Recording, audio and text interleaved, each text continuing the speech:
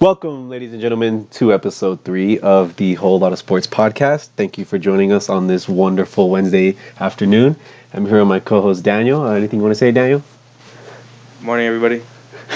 All right, very insightful. We got a lot of news today. Just in this past week, a lot of stuff in the world of football.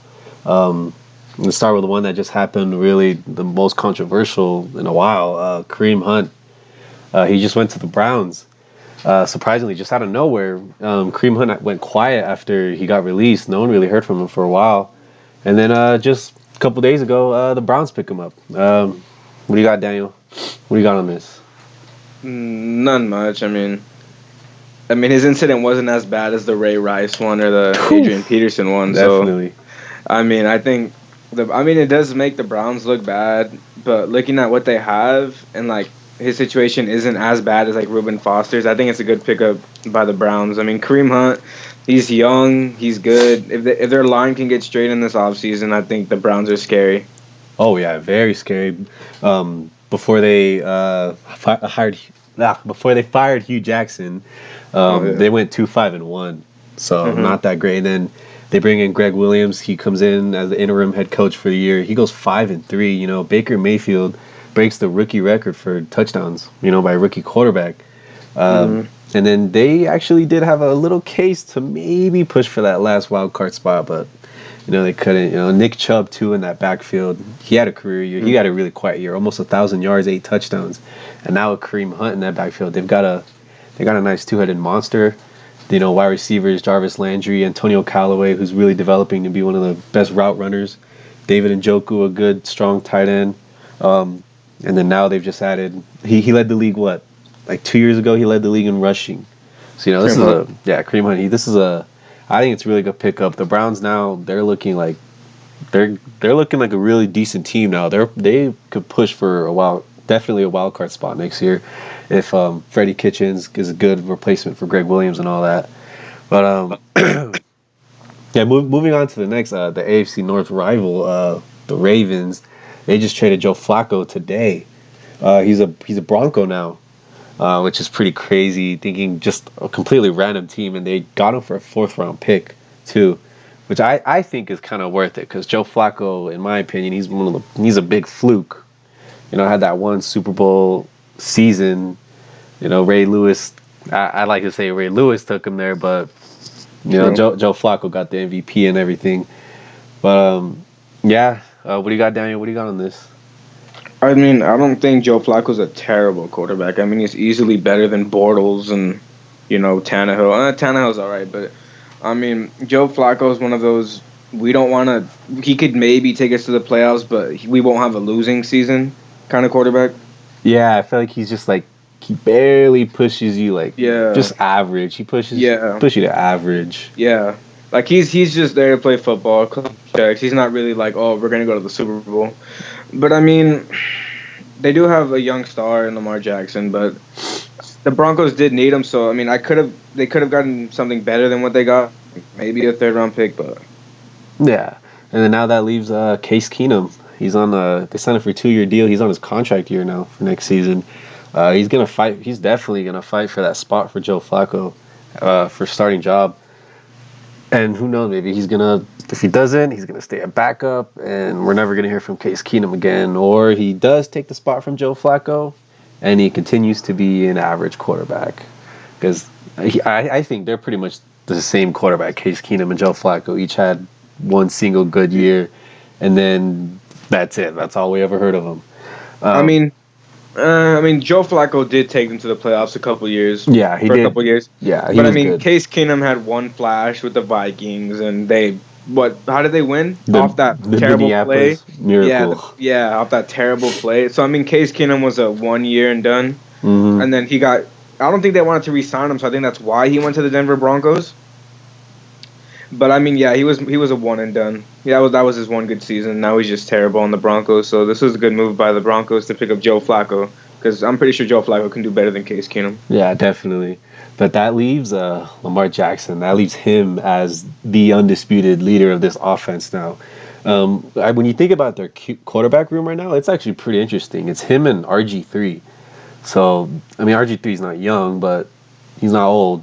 But they've got two mobile style quarterbacks, dual threat, which is pretty interesting what they got here. I'm pretty sure they've got some interesting packages coming up.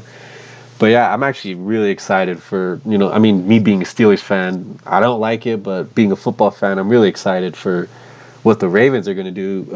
He went 6-1 as a starter. With Joe Flacco, they went 4-5 to start the season. And then Lamar Jackson comes in 6-1, takes them to the playoffs, even though they didn't win. But still, obviously, I'm a huge Michael Vick fan, so seeing the way Lamar Jackson plays is pretty much same thing as Michael Vick. I love watching him. Yeah, I'm really excited for what Lamar Jackson's going to do now. What do you got, Daniel? I mean, he doesn't really fit into the offense, but because he is a mobile quarterback, and then when you look at Harbaugh's offense, you don't really see like a mobile quarterback running that offense. And I honestly, I give Lamar Jackson 3-4 years of being what he can be, and then he's gonna have to become a pocket passer. Yeah, he's not definitely. He's not gonna be able to run around forever. We saw it happen. Mm-hmm. We saw it happen with Vic. So I mean, if he plan around that, exactly. If he can become a complete player, then maybe he can go far. But I mean, he's just a mobile quarterback who has to do it with his legs.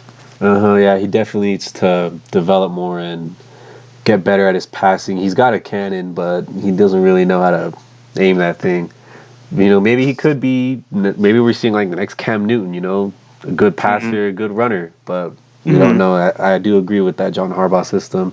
You don't really see a young, crazy, trigger-happy quarterback like Lamar Jackson in that offense.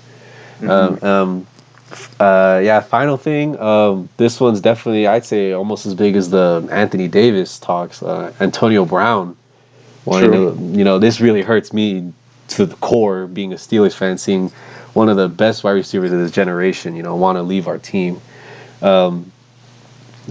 I think this is almost similar to the Anthony Davis situation where it's all really being low key. There's just like, hey, maybe I'll go here, I don't know. He's really playing around with a bunch of teams, playing around with the Steelers' emotions and all that. What do you got, Daniel? I mean, I think it's good for Antonio Brown to leave. Big Ben hasn't been good for years. He's been AB's been carrying Big Ben. Same thing with Le'Veon Bell. So, I mean, Le'Veon Bell wants to get paid. He's not going to get paid somewhere else. But, I mean, if AB's not going to be there, Le'Veon's not going to be there.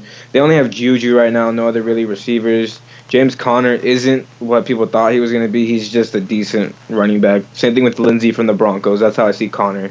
Just a decent running back who had an outbreak season. But, I mean, AB, it depends on what team he goes to. If he goes to the Raiders, he's going to be garbage. They're going to blame him. He's not going to have a real quarterback in Derek Carr. If he goes to the Jets, maybe. No, I can't see with the Jets. If he goes to the Miami 49ers, then that's...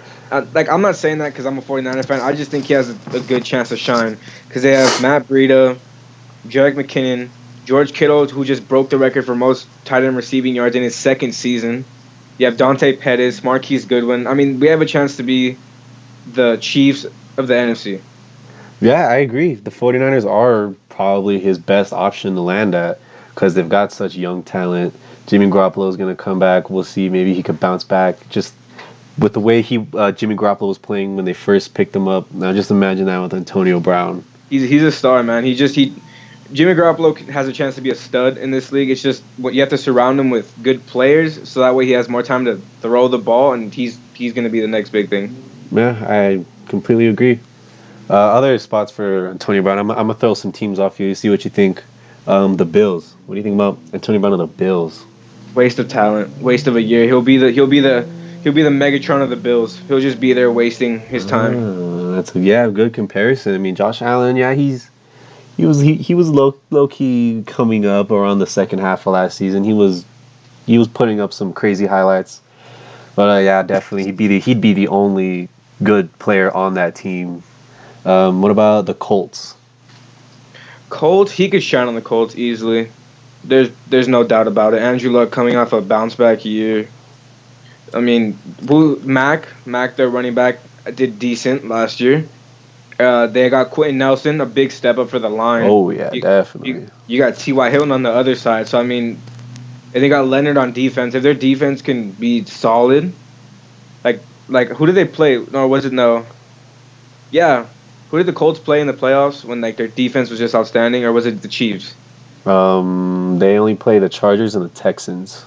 I believe it was the Colts. I think they whooped the Texans. There we go. It was the Colts. The Colts whooped the Texans. That was a defensive game for the Colts. But I mean, if AB goes to the Colts, that's just going to be a crazy offense. You have Mack in the backfield, T.Y. Hilton on the other side. Ebron isn't that good of a tight end, but I mean, Ebron's good. Come on, he had a good year. He had a good year. Ebron balled out this season.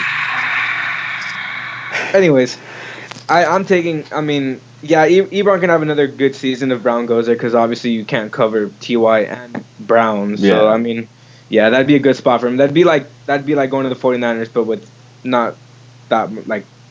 I think they have a tight end. Almost the same amount of talent. They're just an older team. The 49ers have the advantage they have is their youth. The young stars. Yeah, they've got the youth. They've got that advantage. Exactly. Mm-hmm. And then last team, one that's like kind of far-fetched, a crazy one, but the Browns. Oh, don't even go there. That would be crazy. Yeah, Danny just got a phone call. It's all good. I'll take over for this.